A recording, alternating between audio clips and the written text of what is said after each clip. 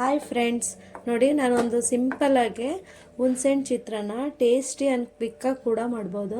ಬನ್ನಿ ಮಾಡೋಣ. ನೋಡಿ ಫ್ರೆಂಡ್, ಮೊದಲು ಒಂದು ಬಾಣಲೆ ಇಟ್ಕೊಂಡಿದ್ದೀನಿ. ನೋಡಿ ಸ್ವಲ್ಪ ಎಣ್ಣೆ ಹಾಕೋತೀನಿ. ಒಂದು 3-4 ಸ್ಪೂನೇ ಹಾಕ್ಕೊಳ್ಳಿ, ಇದಕ್ಕೆ ಚೆನ್ನಾಗಿರುತ್ತೆ ಟೇಸ್ಟು. ಸ್ವಲ್ಪ ಬಿಸಿ ಆಗಲಿ ಇದು. ನೋಡಿ ಬಿಸಿ ಆಗಿದೆ. ಮೊದಲೇ ಕಡಲೆ ಬೀಜ ಹಾಕ್ತೀನಿ. ಅದೊಂದು ಸ್ವಲ್ಪ ಫ್ರೈ ಆಗೋದು ಸ್ವಲ್ಪ ಲೇಟ್ ಆಗುತ್ತೆ ಅಂತ ಫಸ್ಟೇ ಕಡಲೆ ಬೀಜ ಫ್ರೈ ಮಾಡ್ಕೊತೀನಿ. ಇದು ಹೈಯಲ್ಲಿ ಫ್ರೈ ಮಾಡ್ಕೊಬೇಡಿ, ಸಿಮ್ಮಲ್ಲೇ ಇರಲಿ. ನೋಡಿ ಚೆನ್ನಾಗಿ ಫ್ರೈ ಆಗಲಿ. ನೋಡಿ ಅದು ಫ್ರೈ ಆಗೋ ಅಷ್ಟರಲ್ಲಿ ಹಸಿಮೆಣಸಿನ್ಕಾಯಿ, ಬೆಳ್ಳುಳ್ಳಿ, ಕಾಳು ಮೆಣಸು ಮತ್ತು ಸ್ವಲ್ಪ ಜೀರಿಗೆ ಇದು ಸುಮ್ಮನೆ ಮಿಕ್ಸಿಲಿ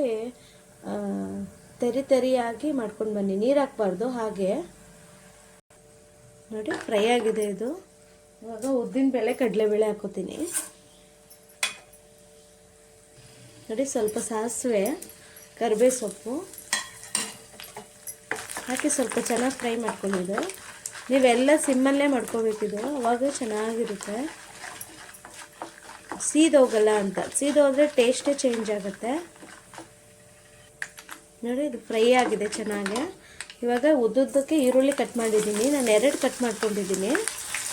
ಫ್ರೈ ಮಾಡ್ಕೊಳ್ಳಿ. ನೋಡಿ ಈ ಈರುಳ್ಳಿಲೇ ಫ್ರೈ ಆಗಿಬಿಡುತ್ತೆ. ನಾನು ಹಸಿಮೆಣಸಿನ್ಕಾಯಿ, ಸ್ವಲ್ಪ ಬೆಳ್ಳುಳ್ಳಿ, ಸ್ವಲ್ಪ ಜೀರಿಗೆ, ಸ್ವಲ್ಪ ಒಂದು 10 ಕಾಳಷ್ಟು ಕಾಳು ಮೆಣಸು ಹಾಕ್ಕೊಂಡು ಇದು ಸ್ವಲ್ಪ ಮಾಡ್ಕೊಂಡು ಬಂದಿದ್ದೀನಿ. ಅದು ಇದರಲ್ಲೇ ಹಾಕಿದ್ರೆ ನಿಮಗೆ ಬೇಗ ಫ್ರೈ ಆಗುತ್ತೆ. ಟೇಸ್ಟ್ ಕೂಡ ಇದು ತುಂಬ ಚೆನ್ನಾಗಿರುತ್ತೆ. ಚೆನ್ನಾಗಿ ಫ್ರೈ ಆಗಲಿ. ನೋಡಿ ಸ್ವಲ್ಪ ಉಪ್ಪು ಹಾಕೋತೀನಿ. ಉಪ್ಪು ಹಾಕ್ಕೊಂಡು ಬೇಗ ಇದಾಗುತ್ತೆ, ಅದು ಈರುಳ್ಳಿ ಬೇಗ ಬೇಯುತ್ತೆ ಅಂತ. ಸ್ವಲ್ಪ ಹಳದಿ ಪೌಡರ್ ಹಾಕೋತೀನಿ. ನಿಮಗೆ ತುಂಬ ಚೆನ್ನಾಗಿರುತ್ತೆ ಇದು. ಎಷ್ಟು ಟೇಸ್ಟ್ ಕೊಡುತ್ತೆ ಅಂದರೆ ನೀವು ಮಧ್ಯಾಹ್ನನೂ ಮಾಡ್ಕೋಬೋದು. ಇದು ಬೆಳಗ್ಗೆ ಟಿಫನಿಗೆ ಕೂಡ ಮಾಡ್ಕೋಬೋದು. ಲಂಚ್ ಬಾಕ್ಸಿಗೆಲ್ಲ ತುಂಬ ಚೆನ್ನಾಗಿರುತ್ತಿದ್ದು.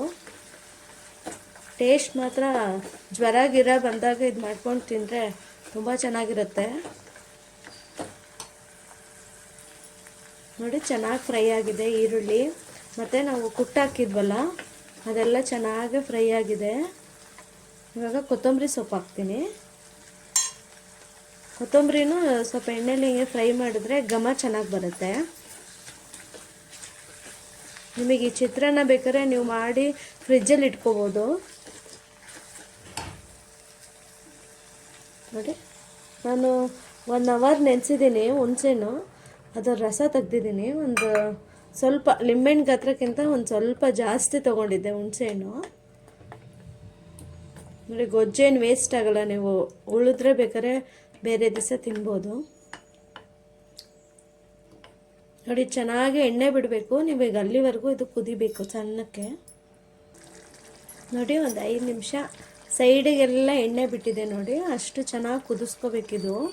ನೋಡಿ ತುಂಬ ಚೆನ್ನಾಗಾಗತ್ತೆ. ಸ್ವಲ್ಪ ಲೈಟ್ ಆಗುತ್ತೆ ನಿಮಗದು. ಈ ಹುಣಸೆಹಣ್ಣೆಲ್ಲ ಚೆನ್ನಾಗಿ ಕುದ್ಮೇಲೆ ಸ್ವಲ್ಪ ಲೈಟ್ ಕಲರ್ ಬರುತ್ತೆ.